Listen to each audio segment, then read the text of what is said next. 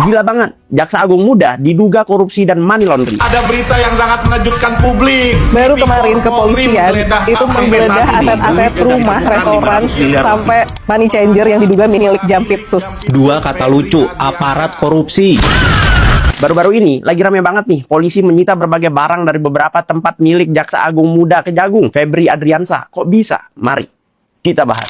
Pertama, JAM atau Jaksa Agung Muda Febri Adriansah diduga melakukan tindak pidana korupsi dan pencucian uang. Kedua, dari Cafe The Clan di Jakarta Selatan ditemukan berangkas segede gaban dan ditemukan ada uang 3,1 juta Singapura dolar, 889.000 US dollar dan uang dalam rupiah senilai 259 juta sekian. Ketiga nih, rumahnya yang di Sentul City juga ditemukan ada emas seberat 74 kilo. Wah, kalau dijual sekarang berapa tuh ya? Nggak hanya itu, ada 14 juta Singapura dolar dan 4,7 juta USD. Dan uang 100 juta rupiah. Keempat nih, kalau mau ditotalin, ya kalian totalin deh kira-kira nilainya berapa. Ada yang bisa bantu hitung nggak? Kalau misalnya kalian bisa bantu hitung, coba komen di bawah. Terus nih, apapun itu, tentu ini pukulan telak untuk Kejagung. Di tengah perburuan terhadap berbagai tersangka korupsi, berbagai mafia, dan lain sebagainya, malah datang masalah seperti ini. Tentu aja, sesuai dengan titah Presiden Prabowo, siapapun yang korupsi, sikat bila perlu atau bahkan pun jika berasal dari lingkarannya sendiri, sikat sampai ke akar-akarnya. Gimana menurut kalian? Jangan lupa follow.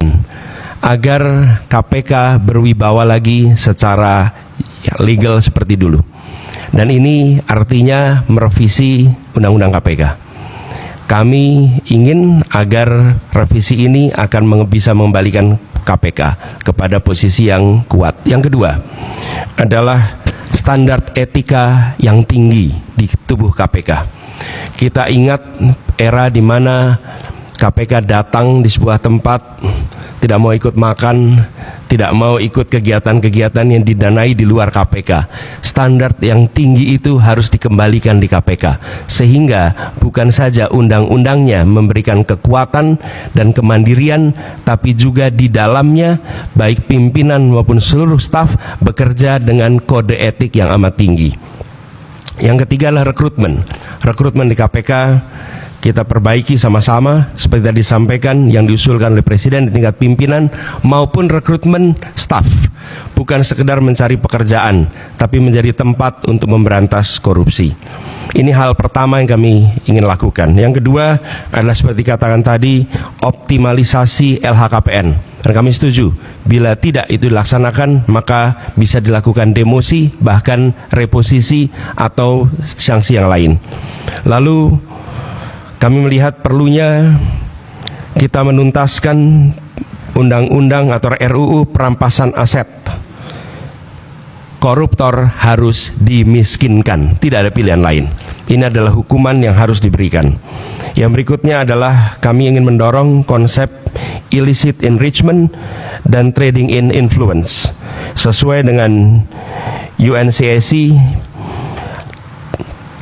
yang harapannya nanti akan menjadi arus utama dalam pemberantasan korupsi. Lalu yang tidak kalah penting, kami berencana untuk mendorong pengesahan RUU pendanaan politik. Karena salah satu problem utama adalah justru karena proses politik, pelibatan baik itu kegiatan partai politik, kegiatan kampanye yang tidak memberikan ruang yang cukup untuk pendanaan dari negara dan publik menjadi salah satu sumber korupsi yang terjadi di Republik ini. Kemudian kita berencana untuk memberikan hadiah yang layak bagi pemburu koruptor, sehingga yang memburu koruptor bukan hanya aparatur dari KPK, kepolisian, dan kejaksaan, tapi semua pihak yang ikut melaporkan, memburu, mereka mendapatkan reward yang setara. Jadi Bapak Ibu sekalian yang kami hormati, kami berkomitmen bukan sekedar karena saat ini dalam tanggung jawab untuk menjadi calon presiden, calon wakil presiden, dan dimintai komitmennya di KPK.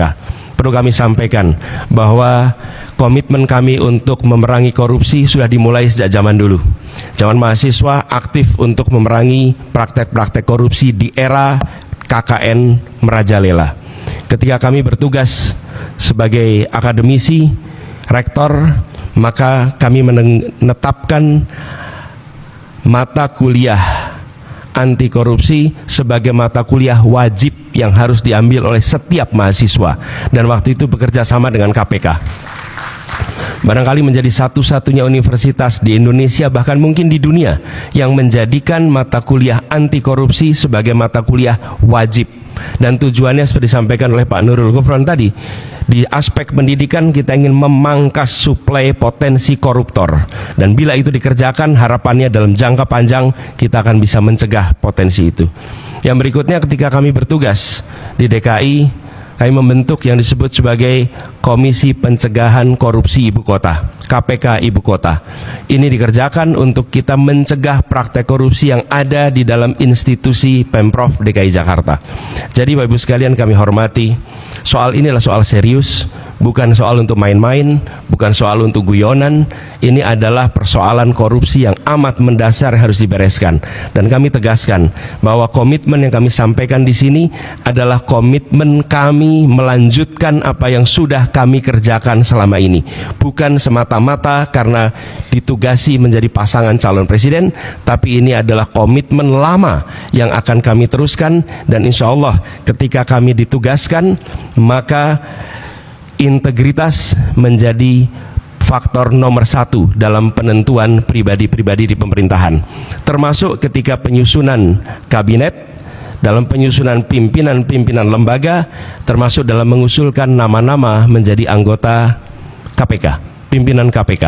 Ini semua bagian dari komitmen kita untuk mengembalikan agar kepercayaan rakyat pada pemimpin, kepercayaan rakyat kepada pemerintahan bisa pulih kembali. Dan dengan kepercayaan itu kami yakin Indonesia akan bisa meraih semua yang dijanjikan oleh kemerdekaan. Seperti yang disampaikan tadi, 4 hal itu hanya akan bisa tercapai apabila kita memiliki komitmen untuk menjunjung tinggi integritas, kompetensi.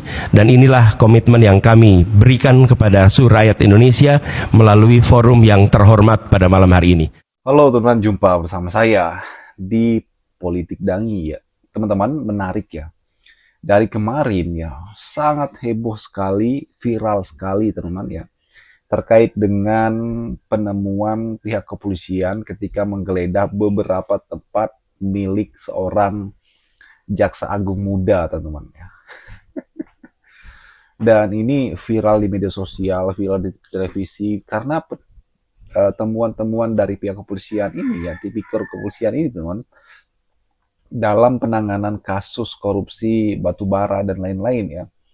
Ini sangat-sangat fantastis, penemuan yang sangat luar biasa ya, yaitu ya berkilo-kiloan emas-emas batangan teman-teman, ya, puluhan kilo bahkan, belum lagi uang yang sangat banyak ya, berbentuk dolar dan sebagainya. Ini menjadi pertanyaan, ada apa sebenarnya? Kenapa penegak hukum kok yang malah melanggar hukum? Ini kan sebuah ironi yang terjadi saat ini, teman-teman.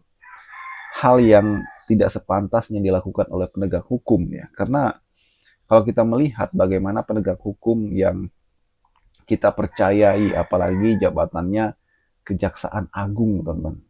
Agung muda, yang istilahnya itu adalah kasta tertinggi ya di penegakan hukum kita, telah melakukan entah itu pencucian uang, entah itu suap dan sebagainya. Kita hanya menunggu penyelidikan dari pihak kepolisian. Dan ini mencengangkan ya, karena kita melihat bagaimana berangkas yang tersimpan di salah satu kafe atau tempat yang dia miliki, teman-teman. Bahkan itu tersembunyi ya. Ini membuat geleng kepala. Dan kalau kita melihat, seharusnya pemerintah teman-teman ya mempercepat bagaimana undang-undang perampasan aset ya. Kalau kita lihat undang-undang perampasan aset ini kan mandek teman-teman ya. Dari sejak zaman SBY sampai sekarang ya kan. Belum ada realisasinya. Dan saya yakin kalau misalnya Anies jadi presiden teman-teman, saya yakin undang-undang perampasan aset ini bisa terlaksana dengan cepat ya kan. Karena ini adalah satu-satunya penyelamat yang memberikan efek jera yang luar biasa bagi para koruptor. Undang-undang perampasan aset, teman-teman. Dan saya yakin bahwa ketika Anies jadi presiden ya, Anies akan betul-betul memberantas hal ini, teman-teman. Dan bagaimana menurut kalian? Kita diskusi di kolom komentar ya. Sampai jumpa lagi. Salam.